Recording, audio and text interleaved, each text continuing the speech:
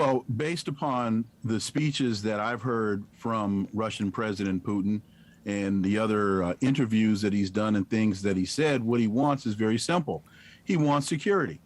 He wants the United States to live up to the agreement that the United States made back in 1991 when the Soviet Union agreed for the reunification of Germany, East and West. And the United States promised the Soviet Union that NATO would not expand any further eastward than Germany.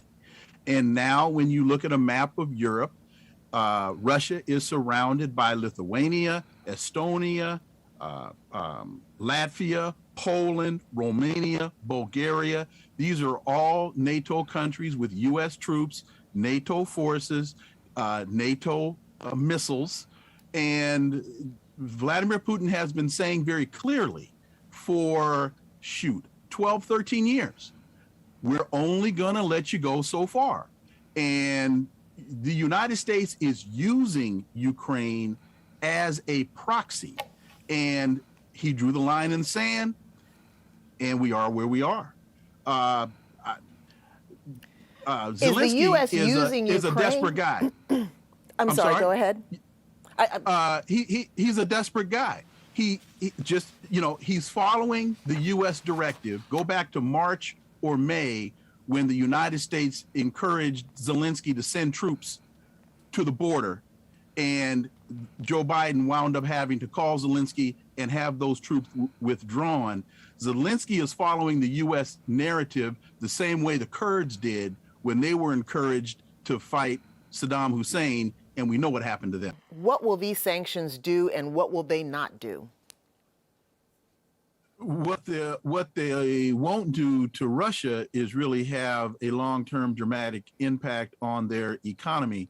What they will do to Europe is make their gas prices higher, make it more expensive for them to get grain, because Russia is the largest exporter of grain in the world. I think they're the number 2 largest supplier, or number 3 supplier of natural gas and oil. A couple of things, if I could just quickly get to, if you listen to what Putin has said, he wants to do primarily 2 things. He wants to denazify Ukraine, and he wants to demilitarize the Ukraine. The United States narrative keeps talking about democracy, democracy, democracy, but the one thing that never gets answered is, why did the United States go into the Ukraine in 2014 and overthrow their democratically elected government and install a pro-America government when that was not the government that was elected by the Ukrainian people?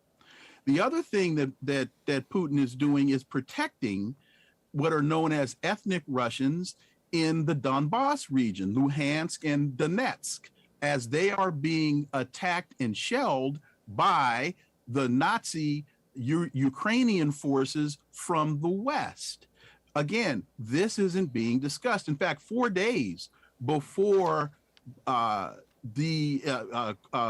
Russia went in to Ukraine, the Security and the Organization for Security and Cooperation in Europe saw 5,667 violations of the Minsk Accords as the Nazis from the West were bombing the people in Luhansk and Donetsk. So there's a lot of stuff going on here that is just not getting reported because it goes against the dominant Western narrative.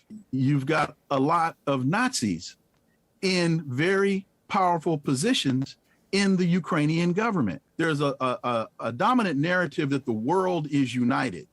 That's just not true.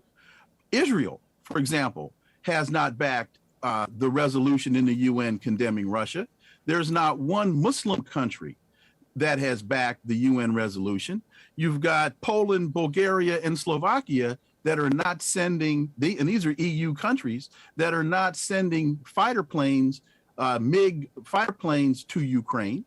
So it's not as dominant of a wave of support as the United States is making it out to be. And in terms of Putin giving the message that it's okay to invade countries, I think the United States sent that message when it invaded Afghanistan. I think the United States gave that message when it invaded Syria. I think the United States gave that message when they murdered Muammar Gaddafi in Libya. And we, of course, can't forget what we did to Saddam Hussein in Iraq. So, and by the way, Putin isn't trying to take over Ukraine.